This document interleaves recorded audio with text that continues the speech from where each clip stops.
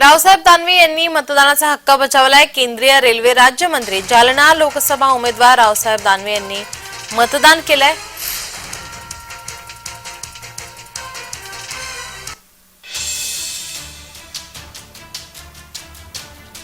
आपल्याला माहिती आहे की जवळपास टेम्परेचर 44 पर्यंत जाऊन पोहोचले महाराष्ट्रातलं आणि अशा परिस्थितीमध्ये मतदाराला बाहेर निघणं आणि कार्यकर्त्यांनी त्यांना बाहेर काढणं हे दोन्ही गोष्टी ज्या ठिकाणी घडल्या त्या ठिकाणी मतदानाची टक्केवारी वाढली आणि मला असं वाटतं की आज टेम्परेचर खूप कमी आहे, त्यामुळं मतदान हे जवळपास 70% आसपास जाईल अशी मला स्वतःला खात्री आहे। तशा प्रकारची यंत्रणा कार्यकर्त्याची आम्ही मतदारसंघामध्ये लावली।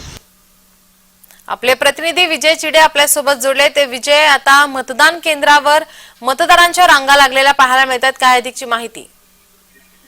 नक्की नीलम, जर बघितलं तर सध्या जालना लोकसभेचं जे आहे त्या सकाळपासून मतदान प्रक्रिया जी आहे ती सुरू झालेली आहे आणि मतदार देखील आता मतदान केंद्रावरती पोहोचून सकाळपासून जवळपास 2 तास झाले आहेत। मतदानाचा हक्क जो आहे तो बाजूत आहे आणि जालना लोकसभेमध्ये जर बघितलं तर महाविकास आघाडीचे उमेदवार डॉक्टर कल्याण काळे यांनी देखील मतदानाचा हक्क बाजवला आहे। त्याच पद्धतीने आता भाजपाचे उमेदवार जे आहे रावसाहेब दानवे यांनी देखील मतदानाचा हक्क बाजवला। पालकमंत्री संदीपान भुमरे यांनी देखील त्यांचा मतदारसंघ जो आहे तो जालन्यामध्ये येत असल्याने त्यांनी देखील मतदानाचा हक्क जो आहे तो बाजवला आहे आणि मी सध्या जालन्यातील भोगरवाडी या गावामध्ये या ठिकाणी जर बघितलं काही मतदार देखील आहेत।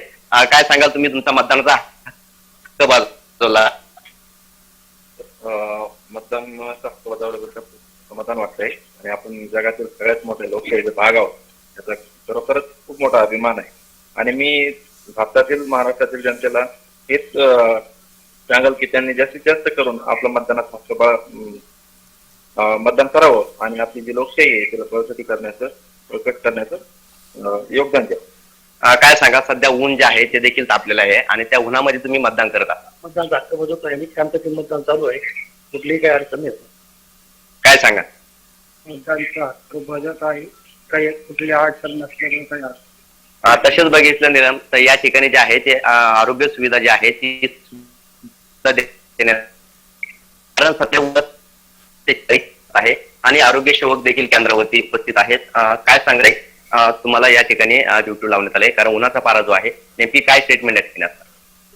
त्यांना कोणाला मळमळ, उलटी, चक्कर काही याच्यासाठी मी आरोग्य सेवा देण्यासाठी मी इथं कार्यरत आहे आणि मी मतदानाचा हक्क सुद्धा बजावला आहे।